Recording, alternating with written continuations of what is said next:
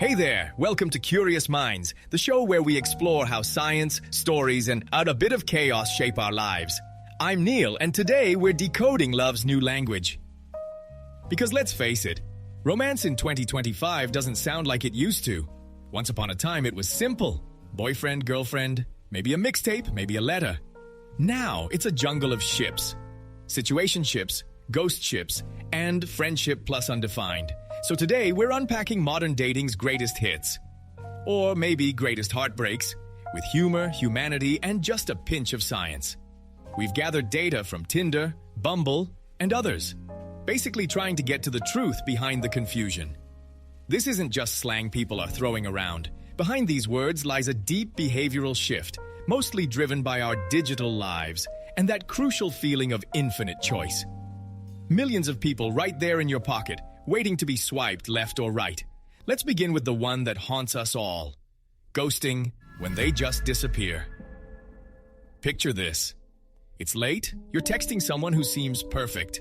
You're laughing, maybe even planning the weekend. And then, silence. No fight, no goodbye. Just poof. They vanish like they've been abducted by aliens. Your phone becomes a black mirror reflecting all your what-ifs. And you wonder, was that even real? A Hinge survey says more than half of people have been ghosted, and that number keeps rising. It's like the world collectively agreed that disappearing counts as closure. The aftermath? A trail of self-doubt and too many unsent messages. But hey, no one ghosts a ghost, right? And just when you've processed the ghosting, they find a new trick called orbiting. Orbiting, the digital cruelty act. That's the one where you're gone. Actually, not quite. Ever had someone ghost you but keep lurking? That's orbiting. Liking your posts, watching your stories. Pure observation. Zero communication. The ex who disappears but still hearts your vacation photos or memes. Instagram's latest data says nearly half of ghosted users get orbited. It's like a satellite signal you can't turn off, hovering just enough to remind you they exist, but not enough to mean anything. Why do it? Maybe they're thinking of re-engaging later. Who knows? On TikTok and Instagram, hashtags and videos about ex-partners lurking in stories have grown rapidly in 2024 and 2025, signaling that orbiting behavior is post-breakup digital dynamics.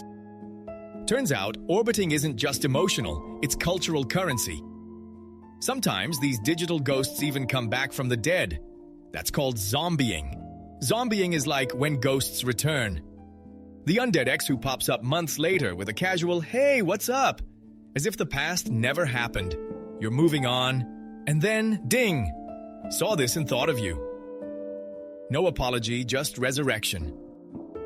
Tinder's latest report says about 1 in 3 users have been zombied, often after algorithmic reconnect nudges.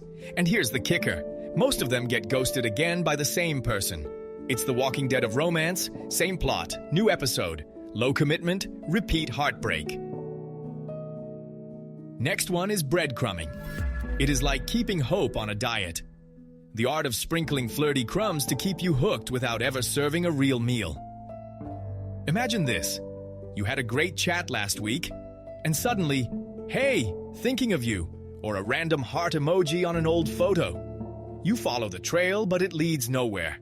Like chasing candy wrappers down an empty street, Bumble's data says around 1 in 2 daters have been breadcrumbed, especially in our scroll-fast, reply-later culture where attention is the new currency.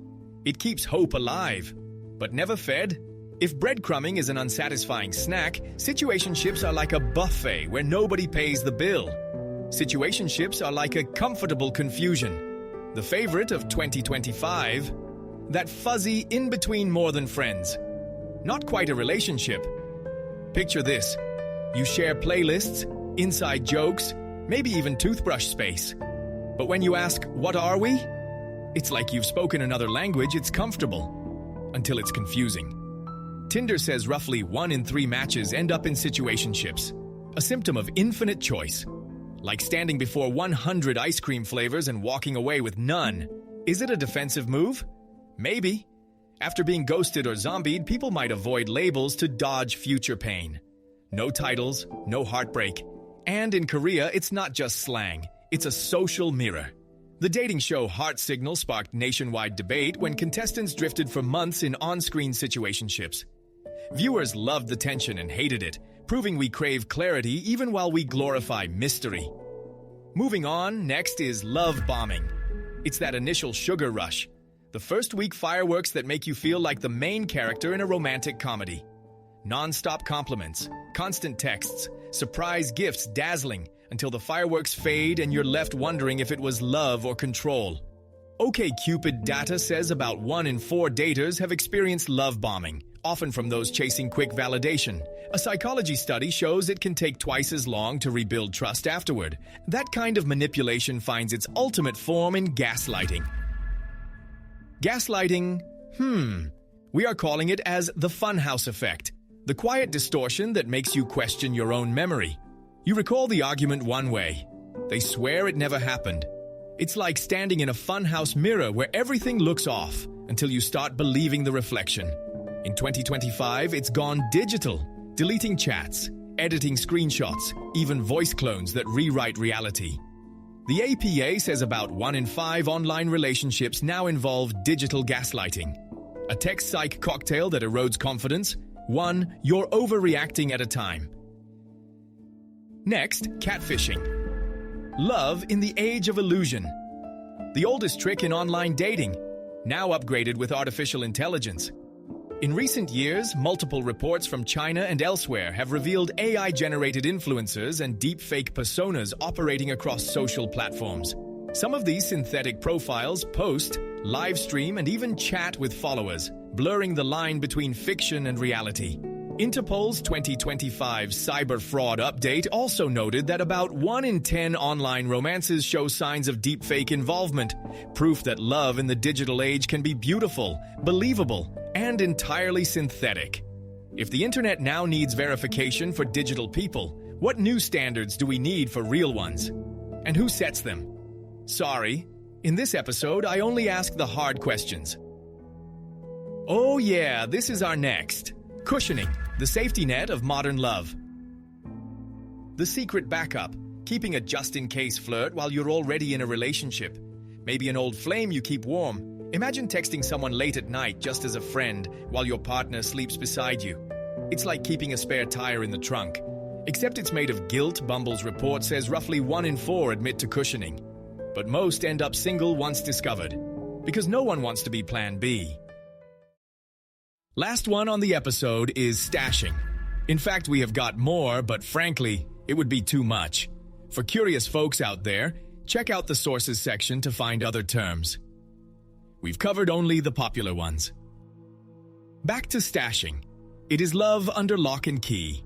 When your relationship exists only in private, off social media, off the radar, no tags, no posts, no meet the friends. You share dinners, laughs, maybe even dreams, but the world doesn't know you exist. Tinder data says about 1 in 5 have been stashed. It's love under lock and key, safe but suffocating. Do you know how modern age apps shape love and brains these days? Allow me to explain based on the sources we reviewed for this episode. There are over 10,000 dating apps around the world, from global giants to local niche players. Neuroscientists tell us these apps turn romantic connection into a dopamine-driven game. I repeat, dopamine-driven game. Every swipe, tap, or message lights up brain circuits designed for reward, priming us for quick hits instead of deep bonds. This digital dopamine dance rewrites how we experience love, loss, and longing, mostly faster and more fragmented than ever before. A national study shows more than half of active daters feel dating fatigue, with memory dips during chat-heavy multitasking. And Gen Alpha, already spending over 5 hours a day on screens, fluent in instant gratification. Language plays its part too. The Sapir-Whorf hypothesis, a theory from linguistics, says the words we use actually shape how we think and perceive the world. So when we normalize terms like situationship or ghosting, we might be teaching ourselves that uncertainty and exit are just part of modern love's vocabulary. And as Brené Brown, the researcher known for her work on vulnerability and human connection, reminds us, connection is why we're here. It's messy, beautiful, and deeply human even in a world of swipes, filters, and digital déjà vu. So maybe love isn't broken, maybe it's just buffering. I'm Neil, and this was Curious Minds. Thanks for listening. And if this episode made you text someone you've been meaning to, that's a good sign. You know why? At least you're connecting genuinely. Stay curious, stay kind, and maybe stay off read receipts.